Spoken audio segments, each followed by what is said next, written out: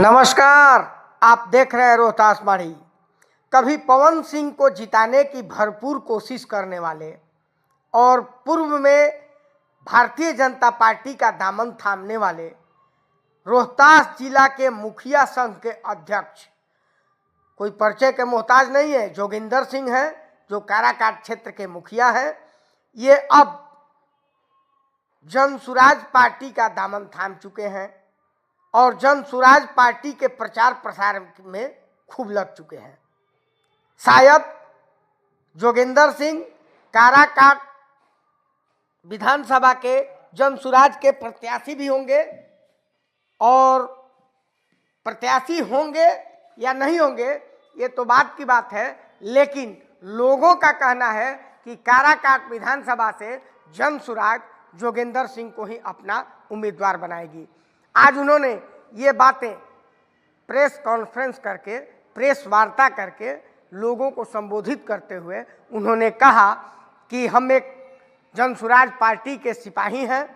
अगर पार्टी इच्छा होगी जो हमको दायित्व थमाएगी उस दायित्व का बखूबी निर्वहन करेंगे।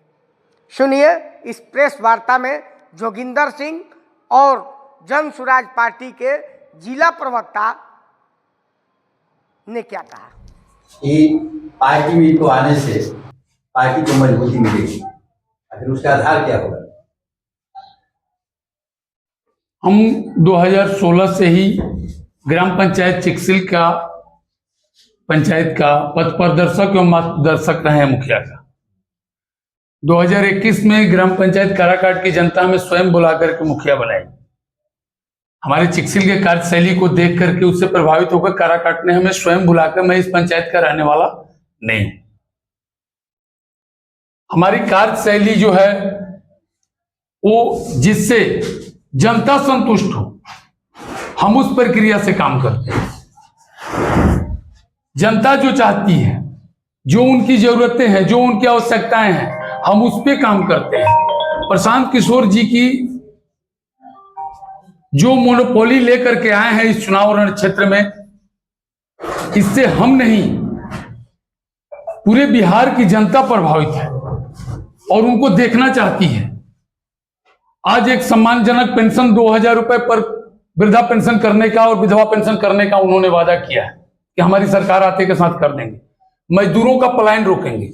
मजदूरों का पलायन रोकने का मतलब ये नहीं कि रोजगार दे देंगे प्रत्येक व्यक्ति को, लेकिन इस कदर खेती में ही जो जुड़ाव होगा, मैं विश्वास दिलाता हूं कि अपने काराकाट विधानसभा क्षेत्र की जितने मजदूर हैं जो बाहर पलायन करते हैं, उनको खेती में 1 बीघे में साल का 2 लाख रुपए कमाने का उपाय बनाया जाएगा। जैविक खेती कराया, ऑर्गेनिक खेती कराया जाएगा, इस प्रकार का उपाय बनाया जाएगा।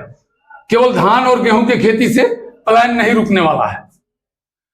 इस उचित शिक्षा, उच्चतर शिक्षा के लिए यहाँ के जितने भी अभी तक विद्यालय हैं, सरकार की जो भी व्यवस्था चलते आ रही है, जिसमें खिचड़ी पकाने से लेकर के ये जो भी है, इसमें शिक्षक पढ़ाने पर कम ध्यान और खिचड़ी को मेंटेन करने पर ज्यादा ध्यान उनका है।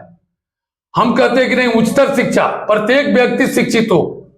भीमराव अंबेडकर जी के अंतिम पंक्ति में बैठे हुए व्यक्ति को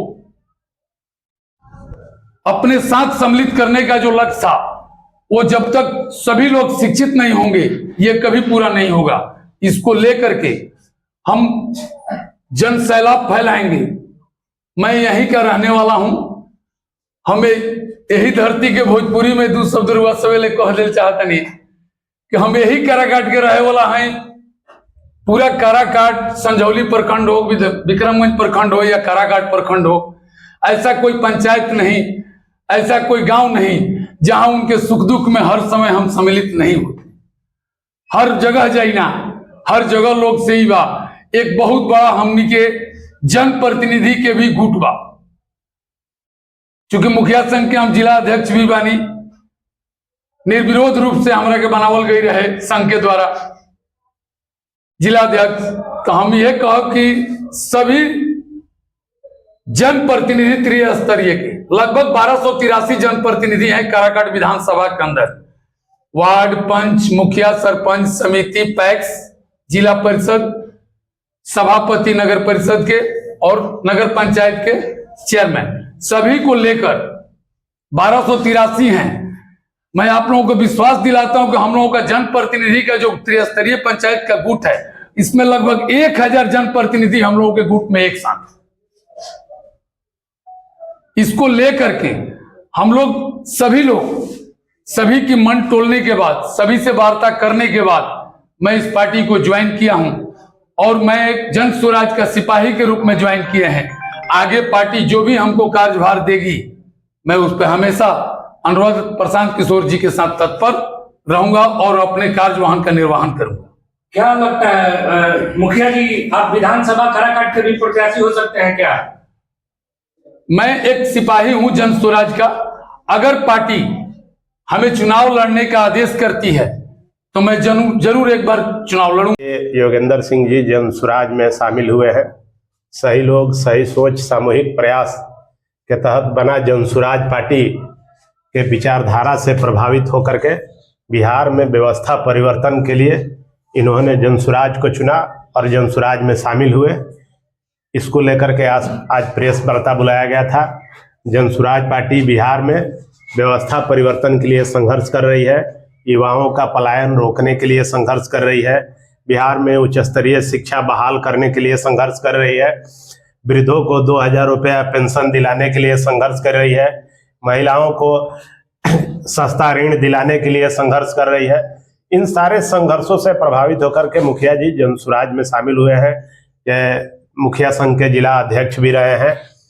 इस क्षेत्र के भी काफी सम्मानित और प्रभावशाली व्यक्ति हैं, जिनके आने से जन स्वराज पार्टी को इस काराकाट क्षेत्र में काफी मजबूती मिलेगी। इसको लेकर के प्रेस कॉन्फ्रेंस का आयोजन किया गया था।